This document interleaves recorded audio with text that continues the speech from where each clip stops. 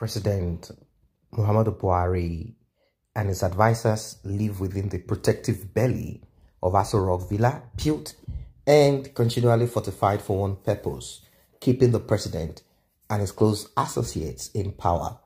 But inside the villa these days, the president and his men seem rattled by what is transpiring outside of the windows of this fortified residence.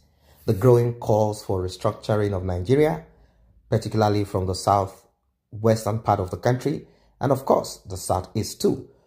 When his aides ushered him into his comfortable office last Monday, the president was not drawn by the aura of magnificent office, but the litany of papers and memos that littered his table. What could be troubling the president this morning? Wondered one of his close aides. In one of the papers, the General Overseer of the Redeemed Christian Church of God, RCCG, Pastor Enoch Adijare Adeboye, was splashed all over the front page with a banner headline demanding the restructuring of the country. Apart from this newspaper, important memos by top aides, particularly one from the nation's dreaded Secret Service Organization, the Department of State Security, DSS, chronicled the growing agitations for the restructuring of the country and power shift to the south. The president has not seen agitations of this kind since he assumed office on March 29, 2015.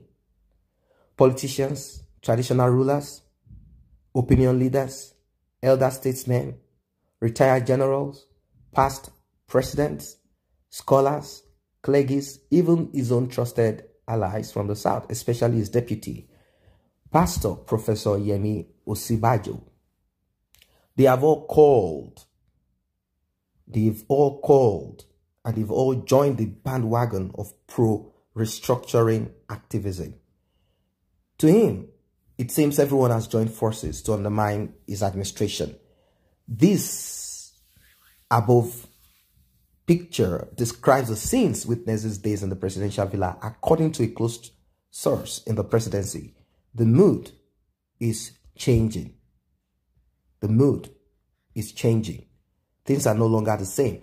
The mood is that of siege to the president and his handlers. Everywhere they turn to, all they hear is the call for restructuring and the criticism of his administration. Even former military head of state, dictator, and President Olusegun Obasanjo wrote a very lengthy letter and said the same thing. He said the country is breaking apart, cracking under Major General Muhammadu Buhari, retired, the president of Nigeria, and there are calls from every corner for a break, a total break. Findings revealed that calls for restructuring have risen to a deafening point that the president and his handlers from the north could no longer ignore them. This is not just sending some few military personnel, calling it Operation Python, dance to the southeast to shut Voice of Dissent or secessionist group.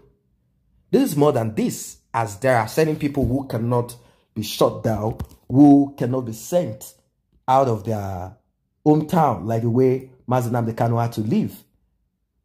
This has brought the attention of the president to all of this, although he had said people should forget about restructuring. Well, with the restructuring having risen to this point, it was learned that this prompted a hasty and ill-thought-out independent speech and the subsequent vexatious rebuke against restructuring champions by the Special Assistant on Media and Publicity to the President, Garba Shehu, lashing Pastor Adeboye and others asking for restructuring.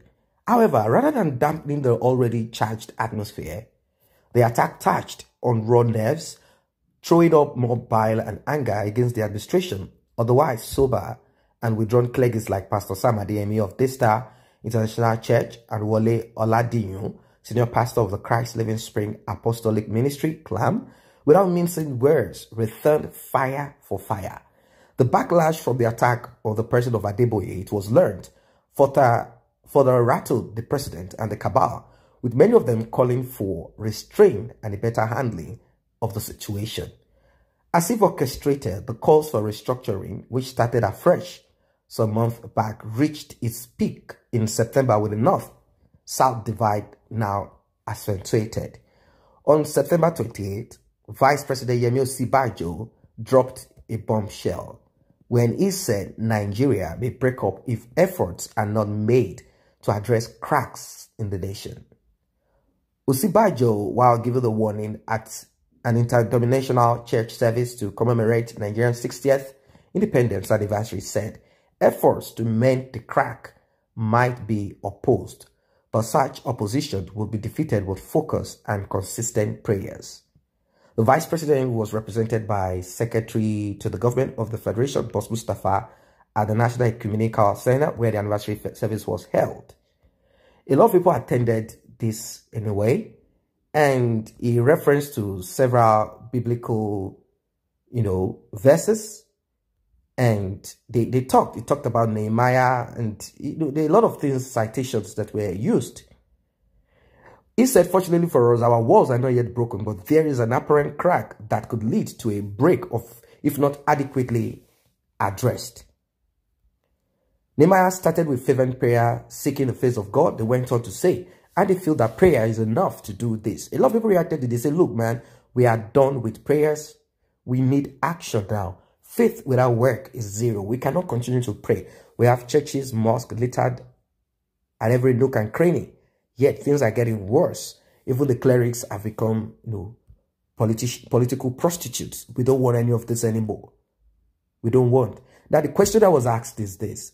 Where will Nigeria be come 2060? We are still looking at the next couple of years where they are all clamoring and pushing to become president and all of that.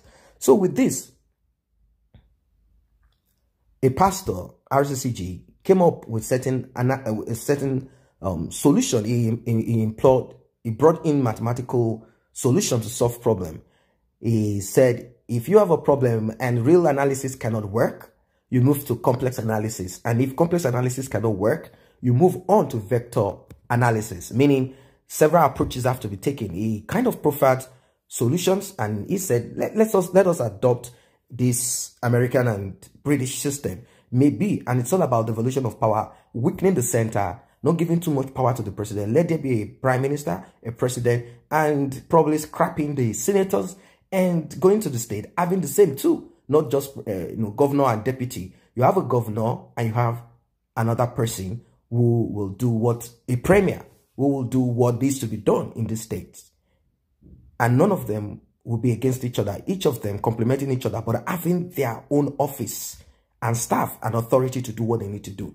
People say, well, this is not enough, as they're all birds of the same feather. They are all criminals. Like I said, a lot of people joined. Pastor Daystar Christian Center Senior Pastor Sabadeyemi. He talked about, he said, when did it not become a threat for citizens to express opinion, even if strong, about the restructuring of their country? Effective leaders listen. But as it is, it seems no one is listening. For example, when you look at the North and the South, we don't share the same value system. Their laws, they are are very different from that of the South. A young man, a musician, was recently sentenced to death for saying certain things that they believe is against Muhammad. No Muslim lawyer could come out from the North to defend him for fear of being attacked. It took the intervention of Femi Falana from the South, who sent lawyers from Lagos to Abuja to go and file the young man's appeal. No Northern lawyer would dare go. And you see what I'm talking about. This is the reason why people are asking for restructuring or a total break. A total break. So there are a lot of people out there who are already hell-bent on a break if the kind of restructuring that they want does not come. That's it. If it doesn't come, if they are not ready for it, in their own terms and conditions, they want a total break. Why there are still some people who want the system to remain the way it is. Top critics of this administration like Singer, Tiwa Savage, Don Jazzy, right activist Dejadenyoju had all at one point or the other been invited for questioning by the DSS over their negative statement against the government. So what does that tell you? This administration does not want anyone to say anything against them. It's more or less like a democratic dictatorship system.